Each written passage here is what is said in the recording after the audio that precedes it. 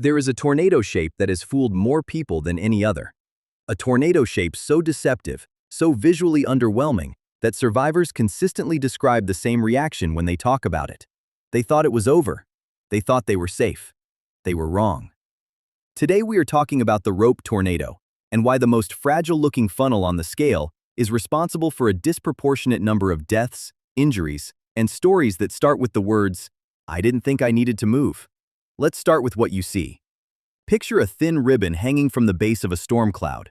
It twists slowly, almost gracefully, curling and swaying like a piece of thread caught in a breeze. It doesn't have the dark, churning mass of a wedge. It doesn't have the solid, ominous column of a stovepipe. It looks like it's barely there. It looks like it's leaving. And that is exactly the problem. Rope tornadoes form during the dissipating stage of a tornado's life cycle.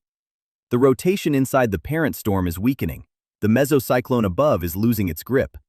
The funnel, which may have been massive just minutes earlier, begins to contract. It pulls inward, thins out, and takes on that long, winding shape that signals, at least visually, that the worst is behind you.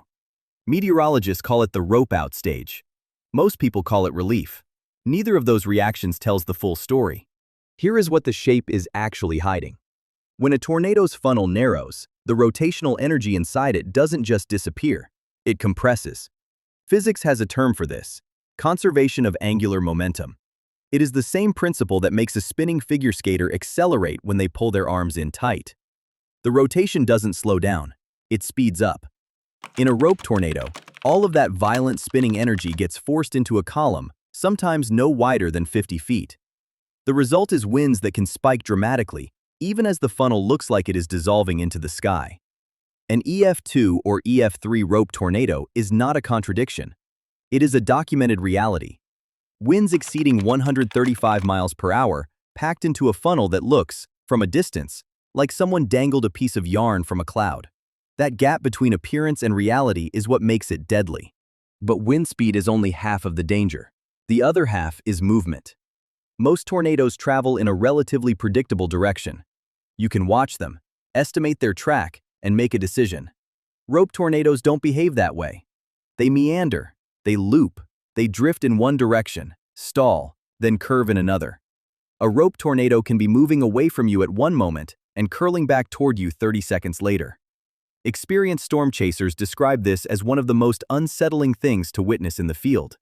Watching a funnel that looks almost dead suddenly whip sideways and accelerate in a direction nobody expected. This is where the psychology becomes as dangerous as the meteorology. When people see a large, dark, fully condensed tornado, they react immediately. Sirens, alerts, the visual itself, all of it triggers an instinct to move. But when people see a thin, wispy rope hanging in the distance, that instinct gets filtered through judgment. It doesn't look serious. It looks like it's almost gone. So they wait, they watch, they pull out a phone to film it. And the rope tornado, indifferent to their assessment, keeps moving. The 1992 Heston, Kansas tornado is one of the most studied examples of this effect. What began as a narrow rope eventually widened and intensified into a violent multi-vortex wedge that left entire neighborhoods in ruins. But in its rope stage, witnesses described a strange sense of calm. The funnel looked manageable. It looked like something you could track, estimate, and outrun. By the time that illusion broke, there wasn't enough time to recover from it. There is another layer to this that rarely gets discussed. Rope tornadoes are incredibly difficult to see in certain conditions. A wide wedge tornado is hard to miss. It blocks out the sky. A stovepipe is a solid, dark column visible for miles. A rope tornado, especially one moving through rain or against a dark storm background, can become almost invisible. It blends. Chasers have driven within a few hundred yards of rope tornadoes without realizing how close they were until debris started hitting their vehicles. For someone at home, glancing out a window or standing in a doorway, a rope tornado in low visibility conditions may register as nothing more than a slight disturbance in the rain. And then there is the matter of timing. Rope tornadoes tend to occur either very early in a tornado's development, before warning systems have fully activated, or at the very end of the life cycle, after people have already decided the storm has passed. Both windows are dangerous for the same reason. Attention has dropped. The urgency that kept people sheltered has started to fade. Someone goes to check on their property. Someone steps outside to see if it's clear. Someone decides the alert was a false alarm. That is when the rope is still on the ground, still spinning, still capable of doing exactly what tornadoes do. What makes all of this so difficult is that there is no reliable way to look at a rope tornado and know what it is about to do next. It might collapse entirely within seconds.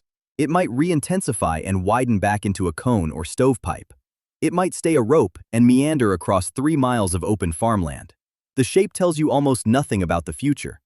The only thing it guarantees is that the vortex is still there, still in contact with the ground, and still dangerous until the moment it isn't. The broader lesson here is about the instinct to use a tornado's appearance as a measure of its threat. We do this naturally. Big means dangerous. Small means manageable. Violent-looking means run. Thin and graceful means stay and watch. Tornadoes don't operate on that logic. A rope tornado doesn't know it looks harmless. It doesn't slow down because it appears to be finishing. It follows physics, not perception.